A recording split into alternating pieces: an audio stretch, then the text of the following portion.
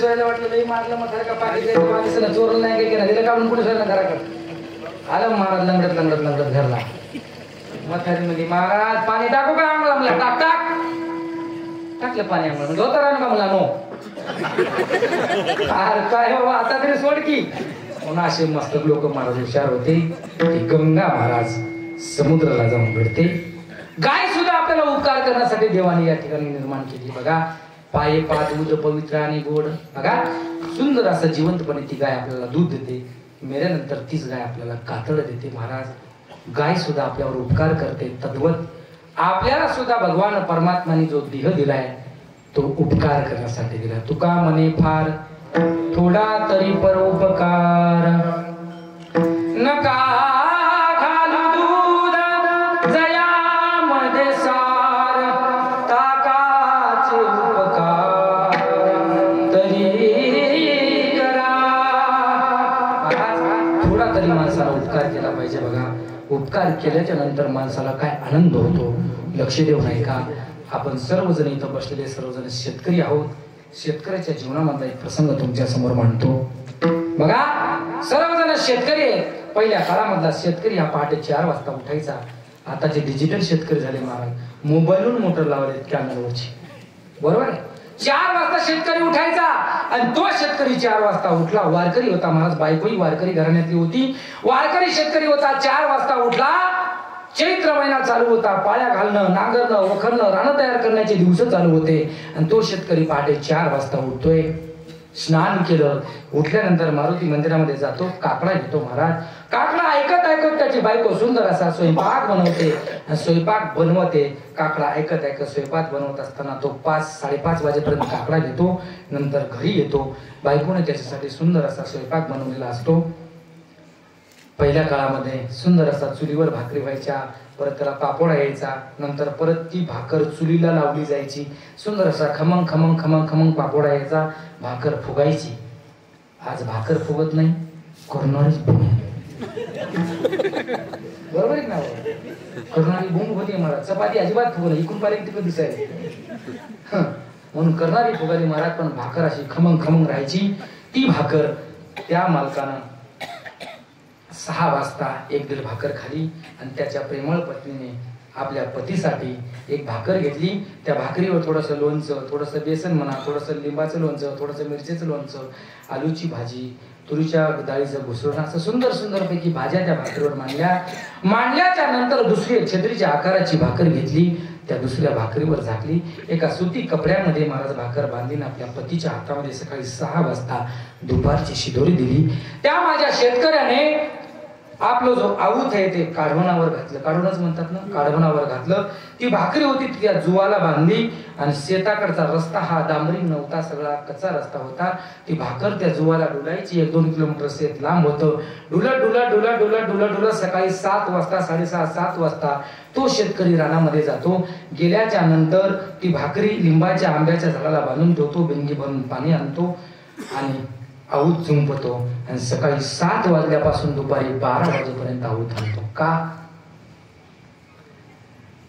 माझं पोरग 12वीला त्याला शिकवलं पाहिजे माझी लेक लहान लग्नाला येत आहे काही बाकीची 12वी झाली लग्नाला तिचं लग्नाचं वय झाले माझ्या लेकीच्या लग्नाला पैसे लागणार आहेत म्हणून माझा शेतकरी बाप रात्रंदिवस महाराज शेतामध्ये राबतो आणि शेतामध्ये राबत असताना सकाळी 7 वाजेपासून माझा बाप दुपारचे 12 वाजेपर्यंत या कडाचं त्या कडाला या धुऱ्याचं त्या धुऱ्याला या धुऱ्याचं त्या धुऱ्याला त्या बैलाच्या मागं अवताच्या मागं फिरतो कडाक्याचं ऊन चैत्र मासाचं ऊन आहे मे महिना चालू आहे आणि त्या महिन्यामध्ये भर दुपारी 12 वाजता डोक्यावर सूर्य आलाय चटा चटा ऊन लागायला लागलं आठवण झाली आपल्या पत्नीने आपल्यासाठी 2 भाकरी दिल्या शिदोरी दिली आहे आठवण झाली पोटामध्ये कावळे वळायला लागले त्या माझ्या शेतकऱ्यानं महाराज दुपारी 12 वाजता आऊत सोडलं बैलांना पाणी पाजवलं वैरण टाकली आंब्याच्या झाडाखाली बांधलेली भाकर सोडली भिंगी जवळ गेला तांब्या भरून पाणी घेतलं शिदोरी सोडली एक घास मोडून घेतला पाणी फिरवलं वदनी कमळ घेता नाम घ्या श्री हरीचे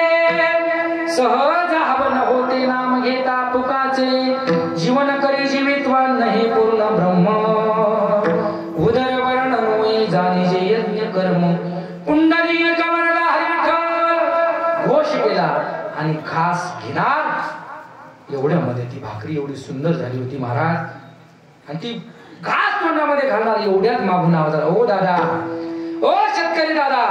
मागं फिरून बघितलं कुणाचा आवाज आहे, तर एक कपडे अंगावर फाटलेले मळमळ असणारे कपडे असा एक भिकारी त्या शेतकऱ्याच्या मागे उभे होता. बघितलं मागं शेतकरी हाक मारतोय, भिकारी हाक मारतोय. शेतकऱ्यांनी पाहिलं, काय दादा काय म्हणता, तुम्ही हाक मारली का? हो दादा, सकाळच्या 7 वाजल्यापासून तुमच्याकडे बघतोय शेतकरी दादा, तुम्ही किती कष्ट करता हो. त्याने सांगितलं, दादा एकुलती एक मुलगी आहे, मला एकुलता एक मुलगा आहे, त्यांच्या शिक्षणासाठी माझ्या शेतकऱ्याला कष्ट केल्याशिवाय पर्याय नाही. माझ्या शेतकऱ्याने गेल्या वर्षीचे सोयाबीन 6 मध्ये विकले नाही, 7चा 8चा भाव येईल म्हणून, आणि त्या बिचाऱ्याला 37 विकावं लागतं. काय शोकांतिक आहे महाराज. सरकार आपल्याकडे लक्ष द्यायला तयार नाही, भिकाऱ्याला तो शेतकरी बोलतोय, आमच्याकडे कोणी आम्हाला लक्ष द्यायला तयार नाही. दादा कष्ट करावे लागतात, कष्ट जर केली तर संध्याकाळची भाकर मला भेटते, म्हणून मी रात्रंदिवस कष्ट करतो. हो दादा, बघतोय मी सकाळच्या 7 वाजल्यापासून 12 वाजेपर्यंत तुम्ही एवढे कष्ट करता दादा, म्हणून तुम्हाला 2 भाकरी खायला मिळतात. पण एक बोलू का दादा, 8 दिवस झालं माझ्या पोटामध्ये अन्नाचा कण नाही. असं सांगितल्याच्या नंतर तो भिकारी त्या शेतकऱ्याला बोलू लागला, 8 दिवस झाला माझ्या पोटामध्ये अन्नाचा कण नाही, पोटामध्ये कावळे ओढतायत. दादा माझ्यावर एवढं थोडासा उपकार कराल का? काय? काही नाही, 1 वर भाकरी द्या, थोडीशी भाजी द्या, तांब्यावर पाणी द्या, माझं पोट तृप्त येईल. शेतकरी दादा द्याल का मला? हात पसरले त्याच्या पुढं.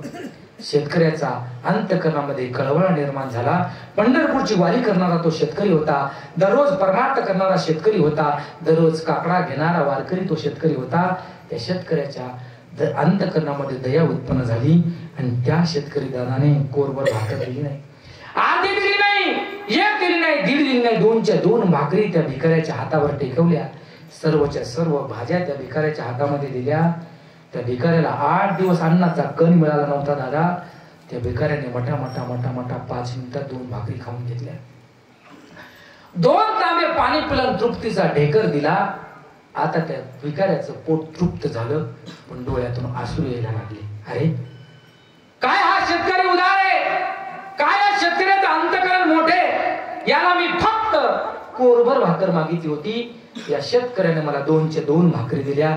काय शेतकरी उदार आहे. अरे देणारा पाहिला मी, देणारा पाहिला, पण एवढा उदार माणूसच मी बघला नाही. त्या भिकाऱ्याच्या तोंडातले उद्गार आहेत महाराज. भिकारी रडतोय, तोंडातून उद्गार काढतोय.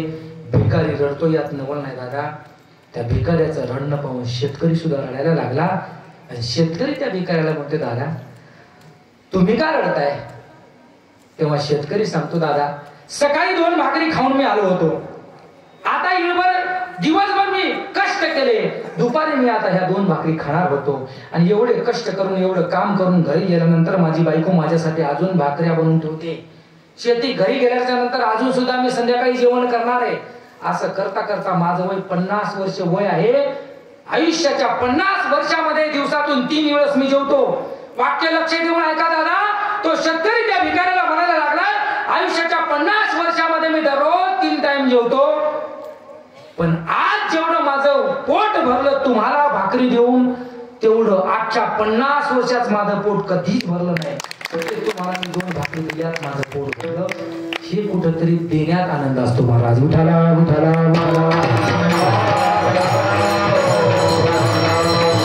नाहीतर महाराज काही लोक कंजूस असतात. काय सांगावं दादा.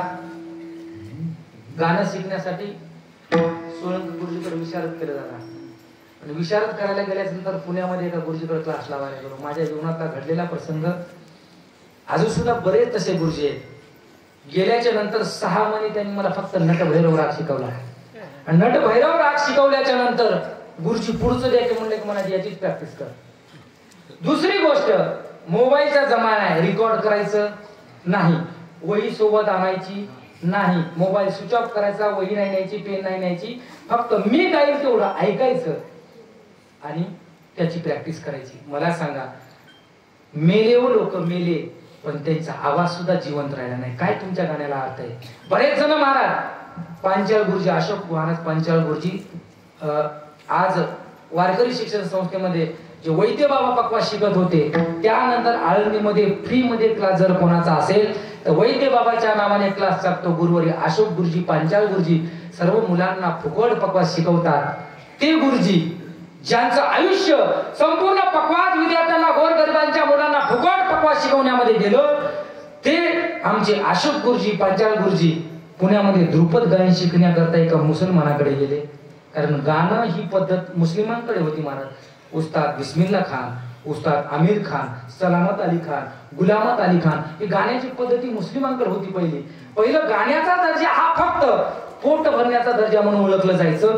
म्हणून ती गाण्याची पद्धत पाटील कोणी गात नव्हते. नंतर पंडित विष्णू दिगंबर पलुसकर, पंडित विष्णू नारायण भातखंडे यांनी 1905 रोजी महाराज ग्वाल्हेर येथे एक गाण्याची अखिल भारतीय गांधर्व संस्था निर्माण केली. तिथून पुढे गाण्याच्या परीक्षा वगैरे हे झालं. तो विषय मला सांगायचा नाही. पण अशोक गुरुजी, पांचाळ गुरुजी शिकण्यासाठी गेले असताना 6 महिने ध्रुपद गायन शिकण्याकरता गुरुजी गेले. स्वतः मृदंगामध्ये अलंकार ज्यांचे हजारो विद्यार्थी फ्री शिकवले. त्या गुरुजींनी अशोक गुरुजींना एक राग सुद्धा शिकवला नाही. एक जवळपास 6 महिने गुरुजी जायचे, 2 तास बसायचे उठून यायचे, 2 तास जायचे उठून यायचे. मेले हो मेले लोक, पण त्यांचा एक बोल मागं राहिला नाही का आवाज मागं राहिला नाही.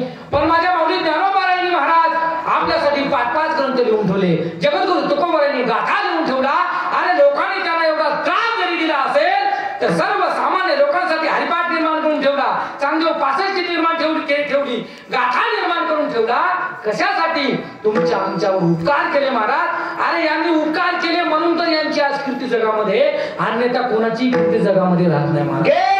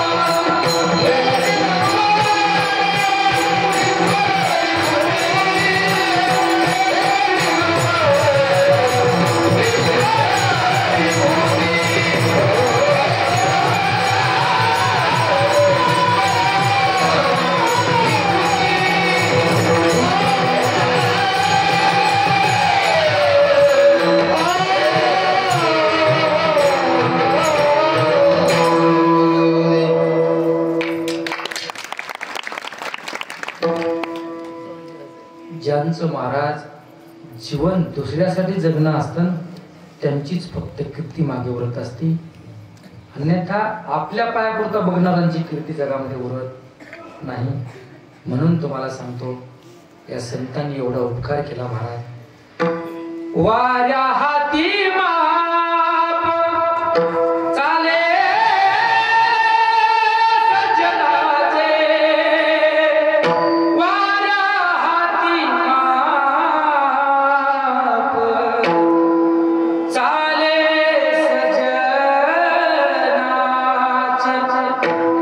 बघा, वाऱ्यासारखी त्यांची कीर्ती वाहत असते.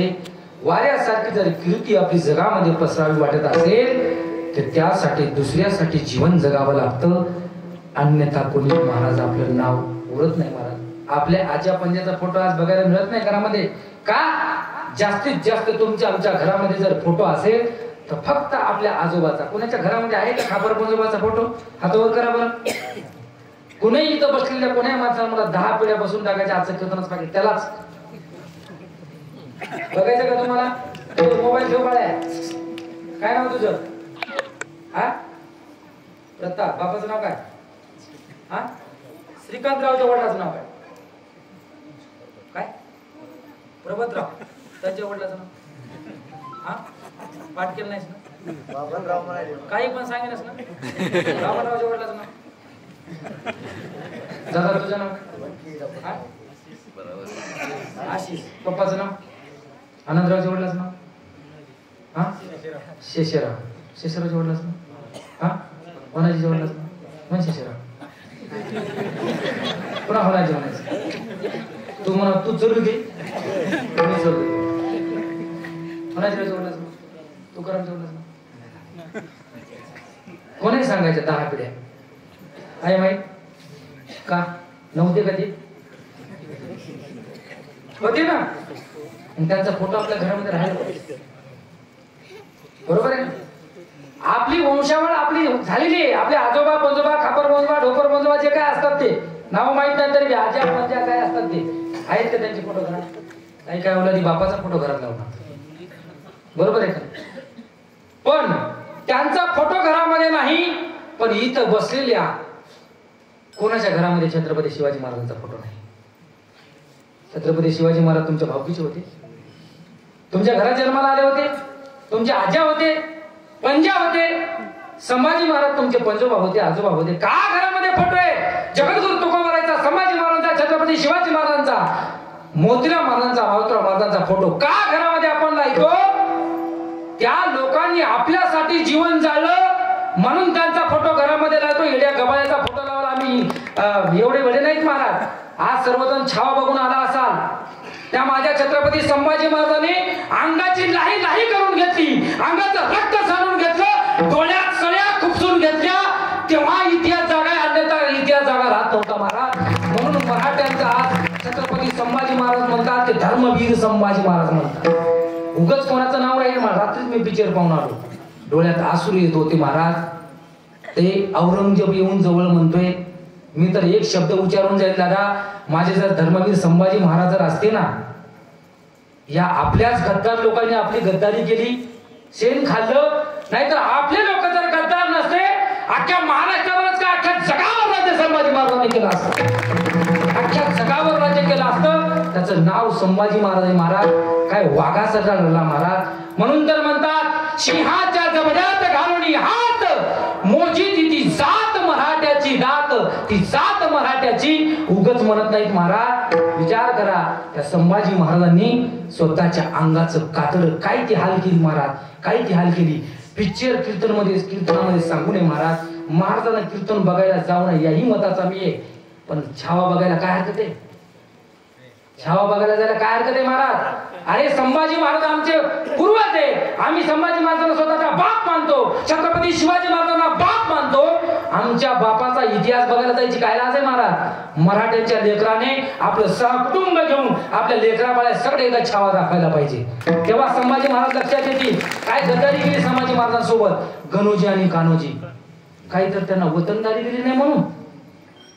अरे काय माझे संभाजी महाराज तुळापूरला सापडले असते त्यांना? नाही महाराज.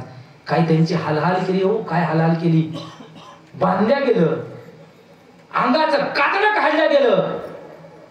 2-2 दिवस मिटिंग घेऊन त्याचा छळ करण्यात आला. मीठ टाका अंगावर, फक्त जगदंब आवाज निघते, जगदंब जगदंब. लाही लाही होते, सगळं पाणी पाणी, अंगाचं रक्त निघते. जेव्हा सळ्या गरम गरम डोळ्यामध्ये घालण्याकरता दुश्मन येतो आणि तो दुश्मन म्हणतो, राज डोळे लावा ना. तर राजा म्हणतात, चल खूपच एवढी तयारी पाहिजे धर्मासाठी मरण्यासाठी, तेव्हा जगामध्ये नाव राहतं. अन्यथा पायापुरतं पाहिल्यावर नाव राहील. आता विठाला विठाला. शेवटला औरंगजेब जवळ येतो. दुश्मनाने म्हणावा, अरे माझ्या जर कुळामध्ये असा एक जर मुलगा जन्माला आला असता तर जगावर राज्य मी केलं असतं, त्या औरंगजेबाने म्हणावं. तसे माझ्या छत्रपती शिवाजी महाराजांनी धर्मासाठी लढले महाराज.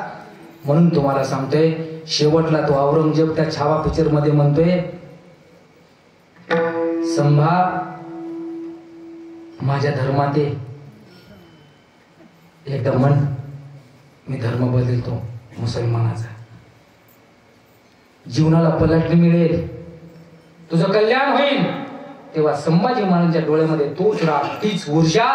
त्यांनी सांगितलं, तू मराठ्यांमध्ये ये, तुला धर्म सुद्धा बदलायची गरज नाही. हे एवढं का महाराज? फक्त धर्मासाठी लढले. त्यांनी कधीच महाराज आपल्या स्वतःपुरतं बघितलं नाही. त्यांनी कोणा धर्मासाठी जातीसाठी लिहिलं नाही. त्यांचं फक्त एकच स्वप्न होतं, स्वराज्य निर्माण व्हावं ही श्रींची इच्छा. हे स्वप्न मनाची बाळगून त्यांनी लढले. म्हणून त्यांचं आज जगामध्ये नाव जिवंत आहे. विठाला विठाला.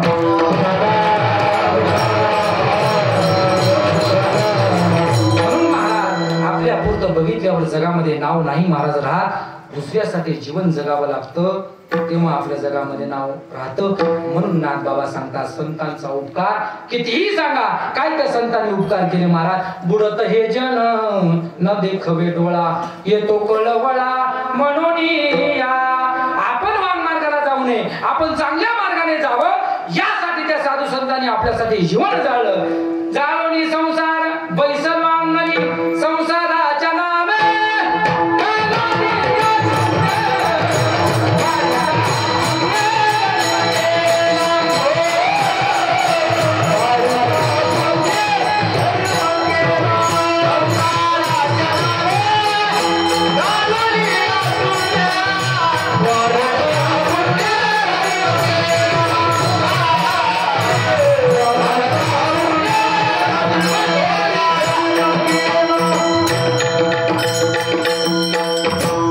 स्वतःच्या संसाराची राख रांगोळ केली आणि आपला संसार सुखाचा केला. एवढे संतांचे उपकार आहेत महाराज. माझ्या माऊली ज्ञानोबारायांना एवढा त्रास दिला. माऊली ज्ञानोबाराय, निवृत्ती दादा, सोपान काका, मुक्ताबाई 5 वर्षाची सिद्धपेठामध्ये राहायला आहे. पोटामध्ये काही अन्न नाही, मुक्ताईला भूक लागलेली. आणि माझे ज्ञान दादा मधुकरी मागण्यासाठी आळंदीमध्ये येतात. भिक्षांदेही भिक्षांदेही म्हटल्याच्या नंतर लोकांनी दारे लावून घ्यावे.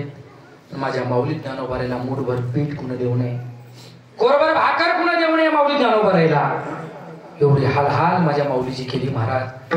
एकूण तिकून एखाद्याला दया यावी आणि माऊली ज्ञानोबारायच्या झोळीमध्ये मूठभर पीठ टाकावं आणि ते त्या हिशोबा काकाने बघावं.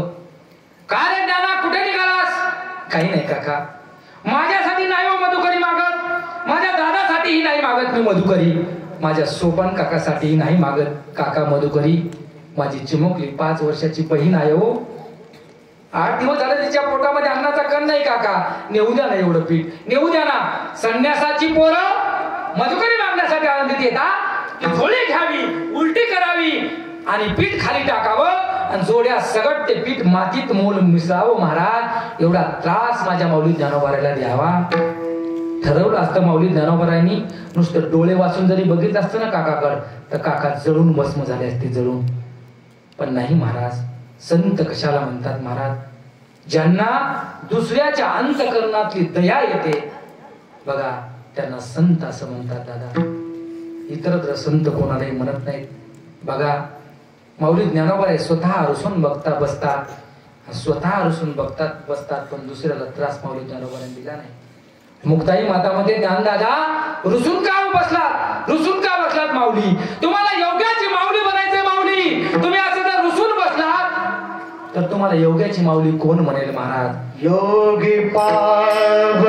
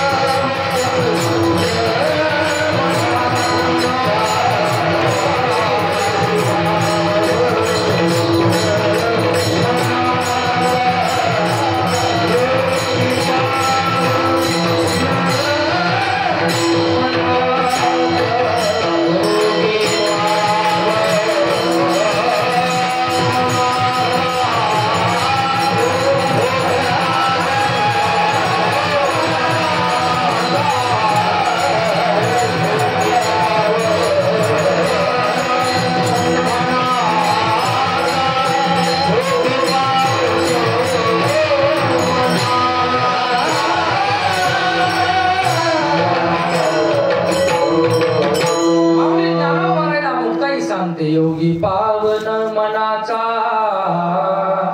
साहे अपराध जनाचा. माऊली तुम्ही जर अपराध सहन करत नसाल तर तुम्हाला योगी व्हायचंय. तुका म्हणे संत सोशी जगाचे आघात. तुम्ही संत कसे होणार माऊली? योगी कसे होणार?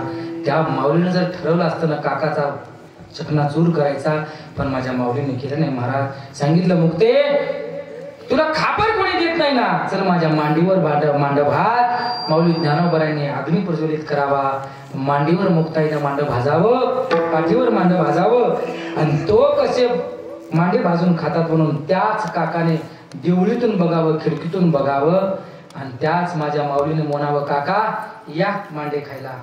एवढा त्रास दिलेला असताना त्या काकाला स्वतःच्या पंक्तीला बसून माझी माऊली ज्ञानोबराय जेवू घालतात. याचा अर्थ असा आहे त्यांच्या अंतःकरणामध्ये दया होती महाराज. किती अंतःकरणामध्ये दया असते? अभंगाचं तिसरं चरण.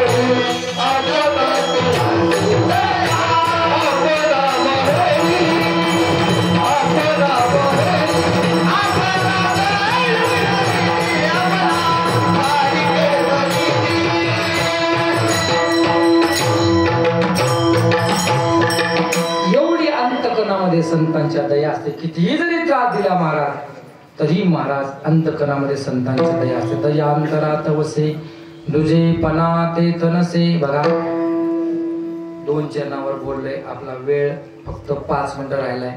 सर्वांनी एकदा प्रेमाने हातवर करा. करा हातवर. शूटिंग घ्या त्याची. करा हातवर.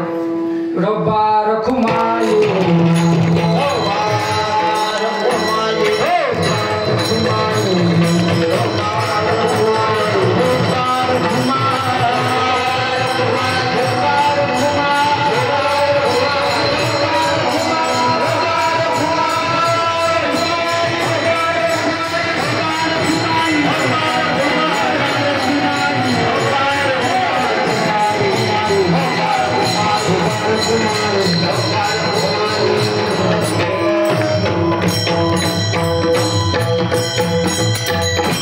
बघा सर्वजणांनी चिंतन व्यवस्थित ऐकलात. सर्वांगाचे कान करून तास दीड तास बसलात. शेवटचा एक दृष्टांत सांगून थांबतो. माऊली ज्ञानोबा आहे आळंदीमध्ये यात्रेकरता जात असताना आपण कार्तिक यात्रेला सर्वजण वारकरी मिळून आळंदीला जातो. आळंदीला गेल्याच्या नंतर सगळेचे सगळे सर्व लोक माऊली ज्ञानोबाच्या समाधीचं दर्शन घेत नाही. बरेच जण म्हणतात 10-10 तास कोण बारीला लागावं. मग कोणी मुख दर्शन घेतं, कोणी कळसाचं दर्शन घेतं, कोणी प्रदक्षिणेवर भागवतं. पण गेलेल्या लाखो समाजामधून काही 25% लोक फक्त समाधीचं दर्शन घेतात. महाराज मंडळीचं दर्शन कार्तिक यात्रेत घेतच नाही. इकडं कीर्तनाला जाय, तिकडे चालीला जाय, इकडं सेवा करायला जाय. मग ते म्हणतात आम्ही कधीतरी येऊन नंतर दर्शन. कारण महाराज मंडळी कधी आळंदीला जाणार नसतं. पण गेलेली प्रत्येक माणूस हा समाधीचं दर्शन घेईलच असं नाही. पण प्रत्यक्षिणा करतेवेळेस माझ्या माऊली ज्ञानोबांनी चालवलेल्या भिंतीचं दर्शन घेतल्याशिवाय एकही वारकरी घराकडे येत नाही. का? माझ्या माऊली ज्ञानोबारायचा स्पर्श त्या भिंतीला झाला. माऊली ज्ञानोबाने रेडा बनवला. यात नवल नाही. माऊली ज्ञानोबारायांनी भिंत चालवली. बघा रेडा सुद्धा सजीव होता. तुम्ही आम्ही सुद्धा जीव आहोत. बघा मग मातीची आणि दगडाची असणारी भिंत, त्या भिंतीला सुद्धा देवपणी यावं, त्या निर्जीव वस्तूला सुद्धा संत बनवून ठेवावं. याचाच अर्थ आपणा सारखे करीते या तिकुळ नाहीची ती. आता बोलायला गेलं तर त्यावर भरपूर काही आहे. सर्व भजनी मंडळी दिवसा संध्याकाळी सर्वांना भरपूर असे कार्यक्रम आहेत. पण वेळ झालेला आहे म्हणून तुम्हाला सांगतो. माऊली ज्ञानोबांनी भिंतीला देव बनवलं, रेड्याला देव बनवलं. तुम्हा आम्हाला का देव बनवणार नाहीत? म्हणून त्या माऊली ज्ञानोबारायचं नामस्मरण करायचं, जगद्गुरु तुकोबारायचं नामस्मरण करायचं आणि आपले यथार्थ जीवन करून घ्यायचं. विठ्ठला विठ्ठला विठ्ठला.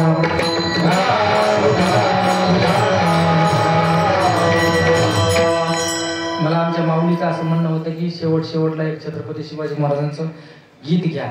तेवढं गाणं म्हणताना शेवट आपण म्हणायचं का नाही?